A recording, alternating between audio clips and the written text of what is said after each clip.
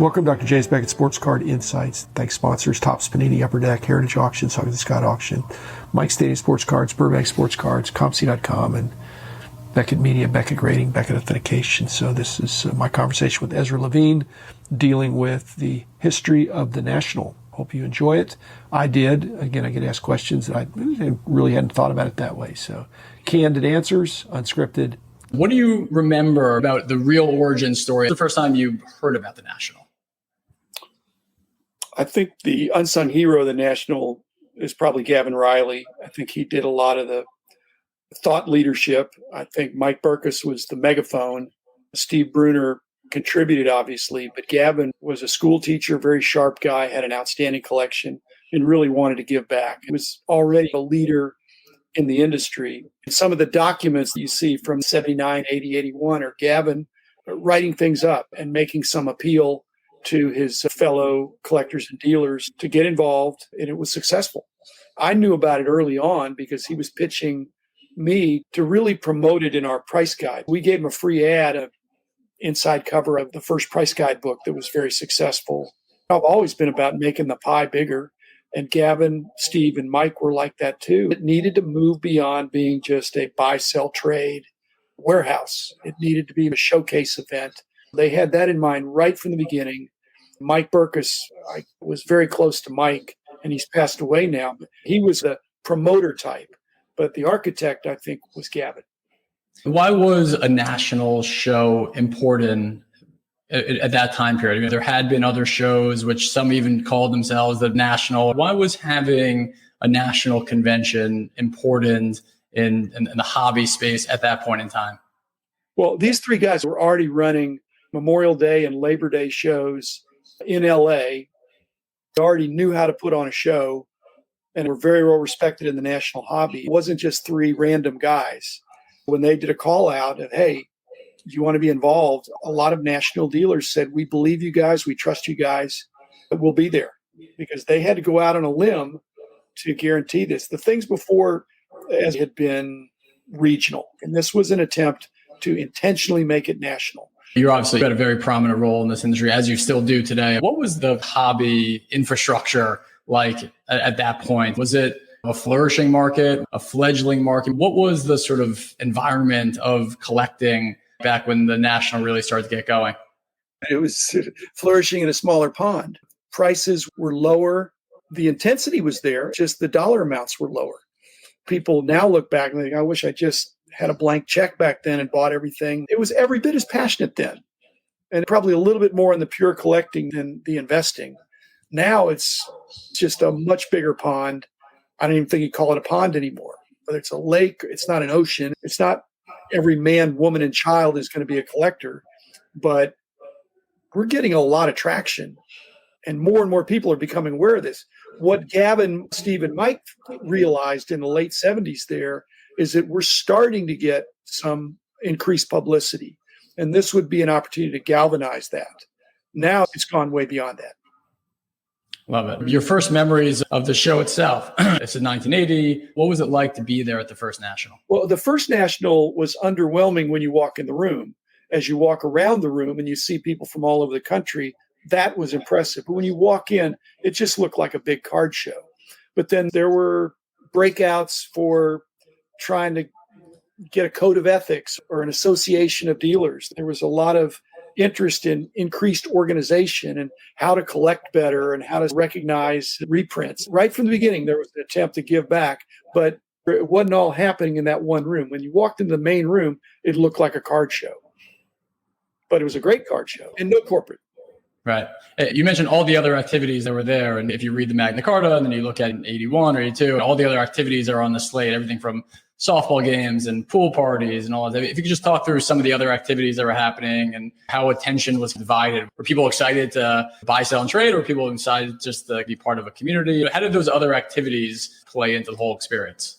I think the card show had reduced hours. So there was an attempt to optimize and to give some time for the occasional seminar or the softball game or the pool party or something. And it didn't have to be just after hours. There was an attempt to allow people to breathe, to have it be a vacation among friends. And the fact that you could pay for your trip by your sales at your table or more, that was a bonus. The location of the National is obviously a very hot topic of conversation. It hasn't been on the West Coast in a lot of time. What was the original inspiration behind the rotating National? In the beginning, not a lot of structure there and not a lot of regulation. After a few years, when it seemed like the vote for where the National was going to be the next year wound up going to wherever the dealers were that time, where they wanted to go was convenient for them. So it floated around the Midwest for a while until Bruce Painter, among others, developed a compromise that said National had to move 2 states away or 500 miles away or some kind of a rule like that so that it did work around the country, which was the founders' original intent. Yet there became a committee that pretty much became all powerful in terms of making a lot of these kinds of selections and presenting candidates to be voted on. So these things are ad hoc. And now, looking back after 42 years, the East Coast and the West Coast have lost out to the Midwest. And it needs to be a national. It needs to get back out on the West Coast. No excuses. It's East Coast this year. Good. It needs to be West Coast sooner. Yep. There's a lot of history on the original foundation, the first couple of years of it, and not a lot of I've seen of material kind of in the mid to late 80s and the 90s up until when all hell broke loose in the industry. Any profound memories or experiences or highlights from the late 80s? When you get into the 90s, or especially in the 21st century, there's a lot of digital photography that's available. So you could see what's going on. But you get back into the 80s, the 90s even, what I have, I got to look for them and find them. But there's a program for every national. And some of them are skinny, but a lot of them have a recap from previous years. I don't know if you've had access to that, but somewhere around here, I've got a box full of old national programs, one for every year. They're not necessarily such scholarly works, but they do give a little history. And so they weren't that dark of years, just they weren't high growth years. Each national was like the one before it. Then after Anaheim in 91, that was the peak, just huge. What that did, it dwarfed anything that had come before it. So it's not that the ones before it were bad. There were a couple of them in Texas that weren't bad, but Anaheim just hit it out of the park in 91. And then after that, I think Atlanta was 92, and that was disappointing.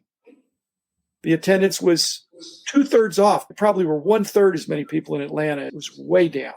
Just the nature of the cities, the collecting bases. Maybe that was a precursor of the junk wax starting to get recognized, too much production. Then 94, 95, you start getting the baseball strike. That affected everything. Up until those days, it was a very baseball-centric hobby as well as national. And then you get into the 90s and football starts coming on, then basketball starts coming on in the 2000s.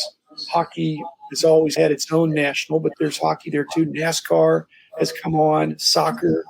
So it's truly a national sports collectors convention, not just baseball. It's something for everybody. We saw this obviously with the Mint Collective, right? I mean, anytime you're trying to do anything, it's difficult once, but 42 times in a row, 43 times a year, whatever it's been at this point, it's even more so, obviously. Were there any unique challenges close to not occurring, any moments or stories that you recall about the National? Were there some real dark years at any point, or any major challenges that the National had to overcome to make sure its longevity remained intact? Gavin's first letter hints at that. The darkest concern he had is that this would be a one-shot, that it wouldn't be successful and that nobody pick up the mantle of leadership. You can imagine with all the work you put in with Mint Collective, you'd have to be like George Washington saying, I'm not going to run for re-election. Somebody else is going to run the Mint Collective next year or the National in 1981. So Gavin was very pleased that a group from Detroit said, we'll host it and we'll take care of it. And then I think went to St. Louis after that. So a group kept stepping up, but it's like the Mint Collective being run by a different group each year. That was very selfless of those guys. They didn't own it. They allowed others to step up, and they had some concern, which did happen a couple times. I don't want to get into the negatives, but there were a few nationals that were considered balls dropped, where the promoters were not as conscientious. And so over the years, then the committee more and more took over to put in, and then for a while they hired a professional management group, which didn't necessarily help because they didn't understand the hobby. But that's the trust Gavin and Mike and Steve had, that we're going to entrust our baby, a 2-year-old or 1-year-old, to a group in another city. Now, they knew them because it was a close-knit group, but most of the promoters in those days were really advanced collectors that had relationships with each other anyway. So I knew those guys, and I knew they'd do a pretty good job. But in the beginning, it was more of a bigger version of their regional show. They made a little bit more money, but they worked it hard. They got the benefit of increasing their mailing list. And so it probably was win-win. But after 5 or 6 years, I think it really needed to get a little more structure. Yeah. When did it become the national, that critical mass where everyone's like, okay, this is the Super Bowl of the hobby every year? I think the intent was in '79, in the summer before, that there was a beating the drum and really the audacity to call it a national, because there weren't other things really that were seriously called a national. But these guys had hobby clout and respect, so people started thinking that way. The next 2 or 3 were not way bigger, but they were just continuing on. This thing has continuity. It has legs. It's for real. You can set your calendar for it.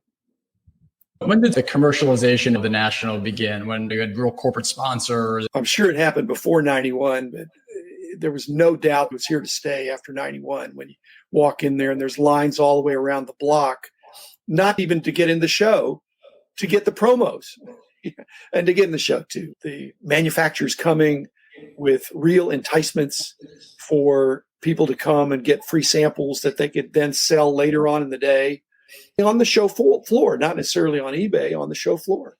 So corporates were here to stay after 91. And that also meant the footprint of the show had now completely outgrown a hotel ballroom of any size. It had to be in a convention center. And that's what we still have today. Love it. What do you think the national means to the hobby at large? Look at an onion and peel it back. The inner circle of the onion, the heart or the hardcore people are going to go, it doesn't matter where it is, they're going to be there. There's a next group, they're probably going to be there. There's a next group that'll be there if it's convenient. But the national reaches beyond that to people that say, I've heard about this, I'm going to give it a try. If it's convenient to me, they may not go every year, but 50,000 new people or whatever it is came to Chicago to check it out. And that's because of the publicity the hobby has garnered. If we have this cooperative aspect that all of us set aside any kind of intramural bickering of who wants to get a bigger piece of the pie, this is one time of the year that everybody can come together under one big tent and enjoy and compete, but enjoy. All right. What does the national mean to you personally? It's an important marker for me. It's the only time I see certain people, some of whom I'd like to see more than once a year. It's more cards under one roof than I'm ever going to see, including cards I've never seen before, which is a kick for me.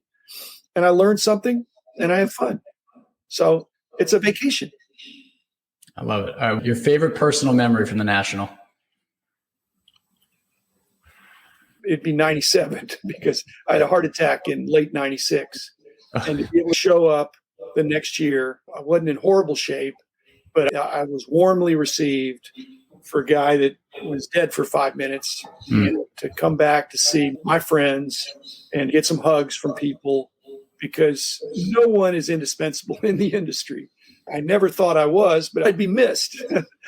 But they were happy to see me. And it really was my new lease on life. That started my process of bringing the hobby back into hobby for me and not just a business, because I recovered from a heart attack. And at that point, probably the seeds of selling my company had been planted. So I could go to the national and just enjoy. The